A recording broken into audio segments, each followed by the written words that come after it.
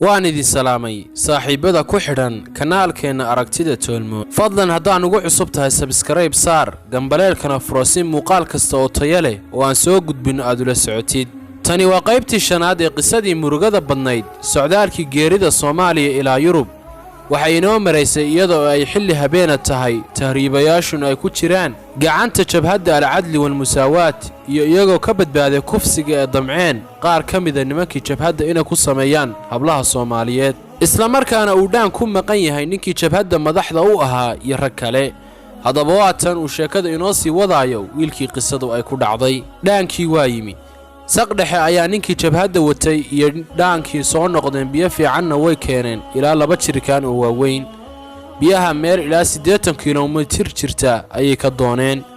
dadku biyihii ayay cabeen si fiicanna uga noolaadeen inkastoo qofku maadaama uu muddo cunto la'aan iyo biyo la'aan ahaa oo aad u liiteen taasoo keenaysa inaan biyaha xitaa lagu wada fasixi karin habeenkii sidaas ayaa lagu bariyay subaxii dambe ninkii jabhadda watay ayaa noo yeeray wuxuu yiri Soomaalidiina $3,000 ayaad bixinaysaan haddaad rabtaan in laydin sii daayo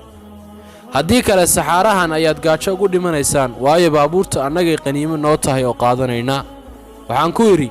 niyahow 16 casho ayaan waadi fadhinay sidaad og tahay ka horna 20 cisho ayaan safar Suudaan dhexdeeda ku soo jirnay askartii Suudaanta ayaa lacag naga qaadatay oo kuwan tahriibka ayaa naga qaatay oo kuwii hore ee Khartoum ayaa naga qaatay oo xalay askartaada ayaa nabaaratay wixii ugu dambeeyay naga furtay dadkan waa rafaadsan yihiin waana dhibaataysan yihiin inaad iska kaayadaysan ayaanu codsanaynaa haddaydan deyn karinna bal xitaa noo dhaweeya meel magaalo iyo deegaan bani aadam ku dhow yahay xitaa Daarfuurna geeya haddaad doonaysaan wuxuu yiri xukuumadda Suudaan sidee u aragtaan waan ogahay inay mucaaradkeedii yihiin waxaan iri waa xukuumad daalima oo gardaran oo tacaddi badan dadkeeda ku samaysa wuxuu yiri waayahay waan idin sii deenayaa laakiin dadka reer Eritrea ayaad qaadaysaan waayo baabuurkoodii waanu qaadanay labadiina baabuur ayaa Soomaali iyo Eritrean wada raacaysaan ma diidi karin xaaladaas walow 80 qof sida 2 gaari oo cabdi bila ah loo saarayo aanan garanayn waxaanu niri samcan wa taaca fuula baabuurkii koowaad ayaa la yiri Soomaalidu ha fuushay ilaa 40 qof inta Soomaalida ka soo hartaana gaariga kale ha fuulaan kadibna kaas labaad Eritreanku ha dhamaystiraan sidii ayaa la yeelay gaarina waxaa fuulay 39 Soomaali ah 10 kale ee Soomaalida ahaa iyo 27 Eritrean ahaana gaarigi kale ayay fuuleen inta waxa dheer nimankii tahriibka iyo dareewaladii ninkii jabhadda watay wuxuu dareewalka u qoray warqad ku socota ciidamada jabhadda ee naga horeysa wuxuuna u tilmaamay jidka uu marayo ee ugu dhow xuduudda Liibiya wuxuuna yiri cidii aad aragto ciidankayaga ah warqadan tusi waa lagu sii deenayaa bariitana barqadii waxaad gaari doontaa Kafra oo xadka Liibiya ah waxaanu ka soo dhaqaaqnay ku dhawaadkii 11 maalinimo labadii gaari oo circiraya sida koronkarada oo kale loo saaran yahay dadkuna istul saaran yihiin 39 qof gaariga korkiisa saaran rag iyo dumar waad garan kartaa haddii qof ama laba kugu fariisaan ayaad nasiib badan tahay oo aan inta ka badan ku saarnayn xagee loo socdaa dareewalkiina waday wuxuu ka baqay warqadda loo qoray inay shirqool tahay oo qolada kale ee jabhadda markuu gaaro ay gaariga ka qaataan sida gaariga hore ee Eritreanka loo dhacay sida daraadeed wuxuu qaaday waddo kale oo fog wuxuuna u jeestay xagga xuduudda Masar taasoo wareeg dheer noqonaysa taleefankii turayada ah ee ragga tahriibkana waxa qaadatay jabhadda inkastoo ay markii dambe naga daba keeneen oo soo cesheen gaarigii oo jabay iyo dagaal kharaar oo huray abbaaraha duhurkii markii ahayd ayaa gaarigii aan saarnayn biri ka jabtay ciidana uu afka la galay wuxuu dareewalkii tahriibku oo ah Liibiyaan madow oo naxariisna agtiisa aanay soo marin gaariga hoos ka mara oo ciidda ka qaada gaariga ayaan ka soo deganay intayadii wax qaban kartay gaariga ayaan hoos ka galnay annagoo isku dayeynay inaan ciidda ka bixino gaariga kale ee 10 Soomaalida iyo Eritreanku wadayna wuuna ag taagan yahay wuxuuna noo jiray ilaa 200 tallaabo iyadoo halka la joogo waqtiguna kulul yahay saxaaro cidana la joogo ayaa Soomaalida gaariga kala saaran iyo Eritreanki la socday dagaal ka dhex dilaacay hal mar ayaan waxaan ku war helay gaarigi kale oo dagaal ka huray gacan iyo adina la isku garaacayo warmadadkii maatada ahaa ayaa diriraya waahay Soomaalidii halka ciidda faraha kula jirtay hal mar ayay dhanka kale u yaaceen si ay dagaalka uga qayb galaan markii raggii Soomaalida iyo Eritreanku fooda istaray ayaa labadii dumarna ay isku soo boodeen mid timaha la jiido iyo mid qaniyo lagu dhago iyo mid hoosta la marsado ayay noqotay nimankii tahriibka wada dagaalkii waa qaboojin kari waayeen dabadeed mid ka mid ah ayaa gaarigii muuteeyey dadkiis haystana ayuu ku keenay inuu dul marsiiyo oo kale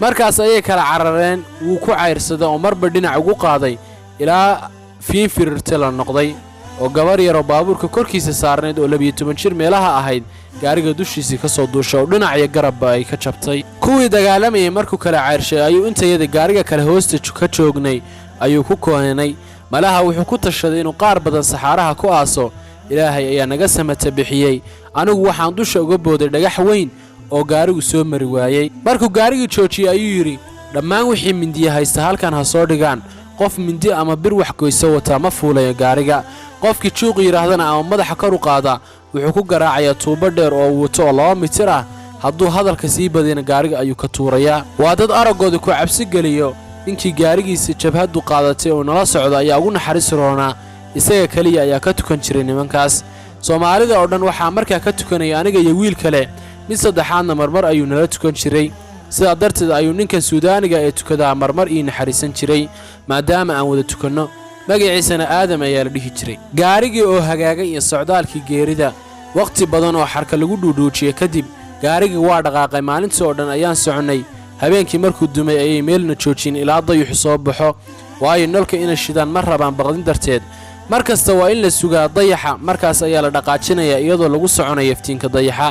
maalintaas oo dhan iyo habeenkaas waxba nagama degin cunto iyo biyo midna waxa oo noogu dambeysay biyihii ay jabhadu shalayna waraabisay saxaaruhu waa dhinac walba cirka ku soo celinaya wax dhaqaaqa ama nolol haba yaraatay ma arkaysid nimankanu biyo iyo cuntoba way wataan laakiin kuma soo eegayaan waa 22 Juun maalintii waa kuleyl aad u daran habeenkii ayaa xoogaa neecaw marmar qabow soo dhacdaa awalna 17 cisho ayaanu xabad timira iyo kabasho biyo ku soo joognay dadka nolol kama muuqato waa iska socdaan qaarna waaba socod gabeen waa in la saaro gaariga habeen barkii ayay waxay yiraahdeen qof kasta carabka ayaa loo qoynayaa in kabasho ka yar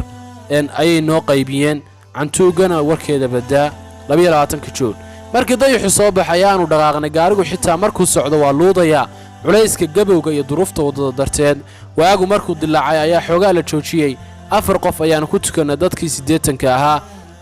nimanka Eritreanka badankoodu waa nasaaro waxaan ka arkaynaa saliibka iyo baryadiisa marmarka qaarkood kadibna waa la dhaqaajiyay qorraxdii ayaa soo kululaatay dadkiina waa isdul saaran yihiin fadlan la soco qaybaha xiga haddaad nagu cusub tahay subscribe saar gambaleelkana furo si muuqaal kasta oo aan soo gudbino aad ula socotid aad baa u mahadsantiin